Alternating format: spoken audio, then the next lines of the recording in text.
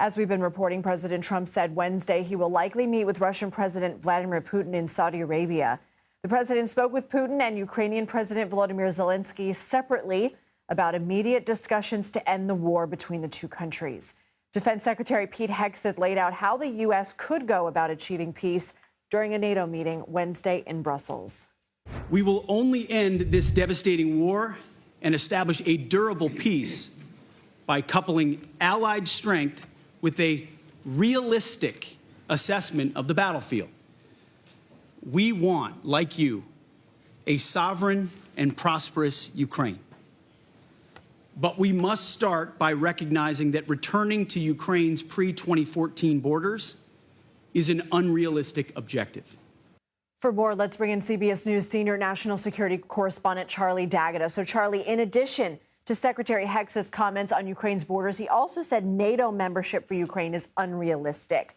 President Trump agreed with this. So please take us back. What are pre-2014 borders for Ukraine, and why does the administration think these things are unrealistic?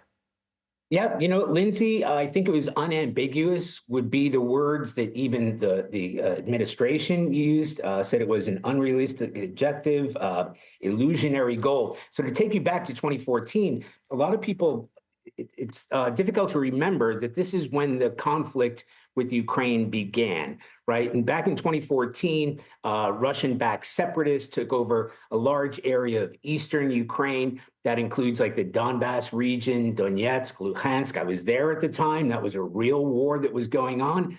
And that is now occupied by Russian-backed separatists. More importantly than that, I think, is Crimea.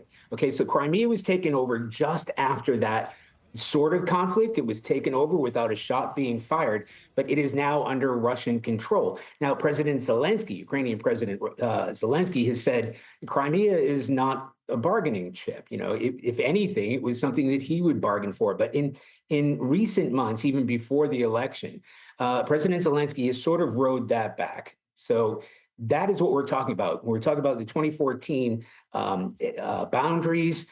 Significantly, we're talking about Crimea. Significantly, we're talking about eastern Ukraine. In the past, when this conflict began a few years ago, when Russia tried to take over all of Ukraine, President Zelenskyy said that he would never give over any of that territory, including pre-2014. So this will ruffle some feathers in Kyiv, who believe that, well, that is where we begin.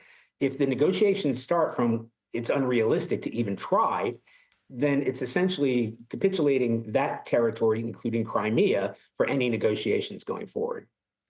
As we mentioned, President Trump spoke with Presidents Putin and Zelenskyy separately Wednesday, and President Trump also says he may meet with Putin in Saudi Arabia soon. What more can you tell us about this, how that would work and go, and what stake Saudi Arabia has?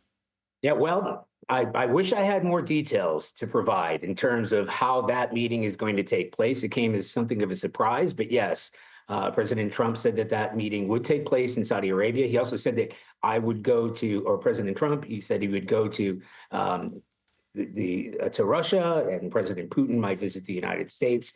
What I think is significant here is Dmitry Peskov, who is in charge essentially of the Kremlin spokesperson, said that the phone call that took place for about an hour and a half, and they went over all kinds of territory, including, most significantly, obviously, the conflict in Ukraine. And yes, President Trump has spoken to President Zelenskyy as well. But this is, I don't know exactly the date, but it's been years since a U.S. presidential administration has contacted, let alone had that kind of in-depth conversation with President Putin and his administration. So it's progress in a way, because there's communication that's taking place. The Saudi Arabia, I'm not sure. We're going to find out details. Certainly, we're digging for those details.